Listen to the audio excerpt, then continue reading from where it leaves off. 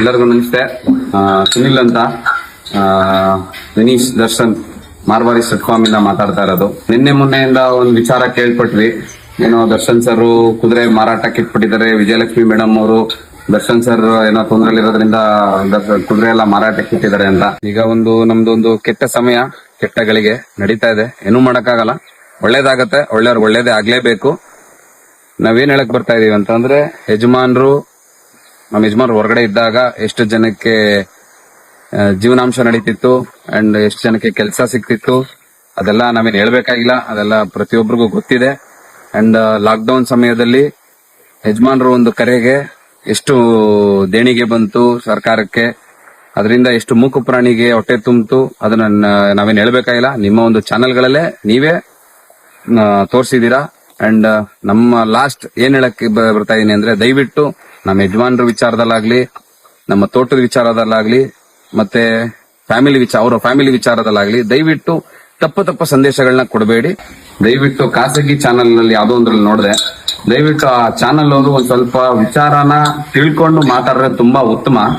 ಇಲ್ಲ ಅಂದ್ರೆ ಸುಮ್ನೆ ಏನೇನೋ ವಿಚಾರಗಳನ್ನ ಜನಕ್ಕೆ ತಲುಪಿಸ್ಬೇಡಿ ಅನ್ನೋದು ನನ್ನ ಒಂದು ಅನಿಸಿಕೆ. ಯಾಕೆಂದ್ರೆ ಇವಾಗ ಈ ತೋಟ ನೋಡ್ಕೋತಾರ ನಾನೇ. ಸೊ ನೀವು ಯಾವ ರೀತಿ ಮಾತಾಡ್ತಾ ಇದೀರಾ, ಸುಮ್ನೆ ಕುದುರೆ ಮಾರಾಟಕ್ಕೆ ಇಟ್ಟಿದ್ದಾರೆ, ಏನು ಎತ್ತ ಅನ್ನೋದು ಏನಕ್ಕೆ ಹಾಕಿದೀವಿ ಅನ್ನೋದು ಬೋರ್ಡ್ ಅಲ್ಲಿ ಫಸ್ಟ್ ತಿಳ್ಕೊಳ್ಳಿ.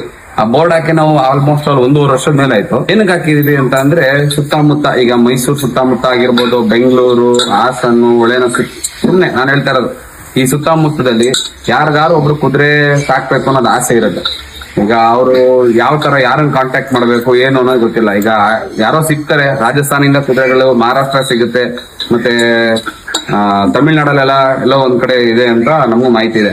ಬಟ್ ಏನ್ ಮಾಡ್ತಾರೆ, ರಾಜಸ್ಥಾನ ಈಗ ಗೊತ್ತಿಲ್ಲದೇನೆ, ಈಗ ನನಗೆ ಕುದುರೆ ಬಗ್ಗೆ ಗೊತ್ತಿಲ್ಲ, ಈಗ ನಾನು ತಿಳ್ಕೊಂಡಿರೋದು. ಈಗ ನನಗೂ ಸಾಕ್ಬೇಕಂತ ಆಸೆ ಇದೆ, ತಿಳ್ಕೊಂಡ್ಮೇಲೆ ತಾನೇ ಸಾಕ್ಬೇಕಾಗಿರೋದು. ಸುಮ್ನೆ ಯಾರೋ ಹೋಗ್ಬಿಟ್ಟು ಈಗ ರಾಜಸ್ಥಾನ ನಾನು ತರ್ತೀನಿ ಅಂದ್ರೆ ಇಲ್ಲಿಂದ ಟ್ರಾವೆಲಿಂಗ್ ಎಷ್ಟು ದೂರ ಆಗತ್ತೆ.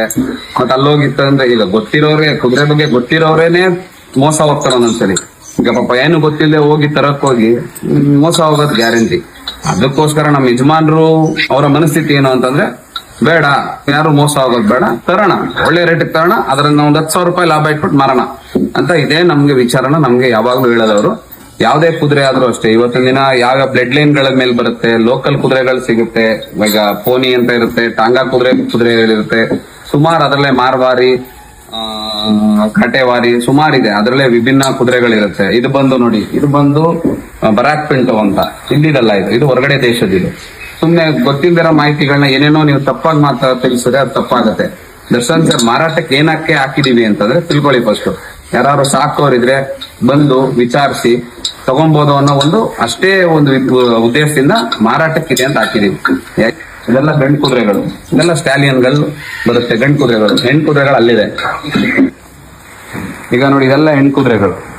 ಹೆಣ್ಣು ಕುದುರೆಗಳಲ್ಲಿ ಕೊಟ್ರೆ ಜನಕ್ಕೆ ಅದು ತಪ್ಪಾಗಿ ಅರ್ಥ ಮಾಡ್ಕೊಳ್ಳಿ. ನಾವು ಏನು ಕೇಳ್ತೇವೆ ಅಂದ್ರೆ, ಇದು ನಮ್ದು ವಹಿವಾಟು ನಡೀತಾ ಇರತ್ತೆ. ಈ ಕುದುರೆ ತರ್ತೀವಿ, ಈಗ ಇದು ತಂದು ಆಲ್ಮೋಸ್ಟ್ ಒಂದು 4 ತಿಂಗಳಾಯ್ತು ತಂದು, ರಾಜಸ್ಥಾನಿಂದ ಬಂದಿದೆ. ಆತರ ಕುದುರೆಗಳು ತರ್ತೀವಿ, ಯಾರು ಇಷ್ಟ ಇರೋರು ಬಂದು ತಗೊಂಡು ಅವ್ರ ಹತ್ರ ಸಾಕ್ಬೇಕು ಅಂತ ಅನ್ಸಿದ್ರೆ ಖಂಡಿತ ಸಾಕ್ಬೋದು. ಯಾರು ಇಲ್ಲೇನು ಕುದುರೆ ಸಾಕಕ್ಕೆಲ್ಲ ಯಾವ್ದು ಇದಿಲ್ಲ, ನಿರ್ಬಂಧನಗಳಿಲ್ಲ. ಸೊ ಕುದುರೆ ಸಾಕೋರಿದ್ರೆ ಸಾಕ್ಬೋದು. ಅಂಡ್ ಪ್ಲೀಸ್ ಅಂತ ಕೇಳ್ಕೊತಾ ಇದೀನಿ, ದಯವಿಟ್ಟು ನಮ್ಮ ಹಂಬಲ್ ರಿಕ್ವೆಸ್ಟ್, ಇದನ್ನ ಸರಿಯಾದ ರೀತಿಲಿ ಸರಿಯಾದ ಮಾಹಿತಿಗಳು ಕೊಡಿ. Thank you.